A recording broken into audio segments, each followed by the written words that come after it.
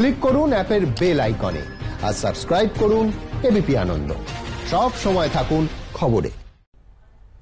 দিল্লির দূষণ পরিস্থিতির থেকে বাঁচতে চিকিৎসকদের পরামর্শে আপাতত গোয়ায় থাকবেন কংগ্রেসের অন্তর্বর্তী সভাপতি। তার সঙ্গে গেলেন রাহুল গান্ধীও।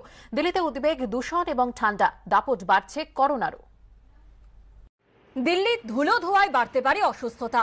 করোনা আবহে তাই কোনো ঝুঁকি নেওয়া নয়। চিকিৎসকদের পরামর্শে দিল্লি ছাড়লেন কংগ্রেস সভানেত্রী সোনিয়া গান্ধী। আপাতত থাকবেন গোয়ায়। মায়ের সঙ্গে শুক্রবার বিকেলে গোয়া গেলেন কংগ্রেস সাংসদ রাহুল গান্ধীও। রাজধানীর কপালে চিন্তার ভাঁজ ফেলেছে তার এয়ার কোয়ালিটি ইন্ডেক্স বা বায়ুমান সূচক। AQI 0 থেকে 50-এর মধ্যে থাকলে সেই বাতাসকে খুব ভালো বলা হয়। সেখানে শুক্রবার দিল্লির বায়ুমান সূচক ছিল 309। দূষণের পাশাপাশি রাজধানীতে বাড়ছে ঠান্ডার প্রকোপও। দিল্লিতে শুক্রবার সর্বনিম্ন তাপমাত্রা ছিল 7.5 ডিগ্রি সেলসিয়াস, যা এই মরশুমের সর্বনিম্ন।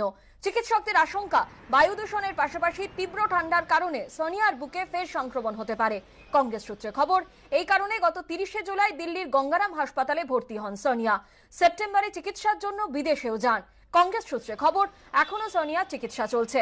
অন্যদিকে কেন্দ্রীয় স্বাস্থ্য মন্ত্রকের শুক্রবারের পরিসংখ্যান অনুযায়ী গত 24 ঘন্টায় দিল্লিতে করোনা আক্রান্ত হয়েছেন 8041 জন। গত 24 ঘন্টায় রাজধানীতে মৃত্যু হয়েছে 98 জনের।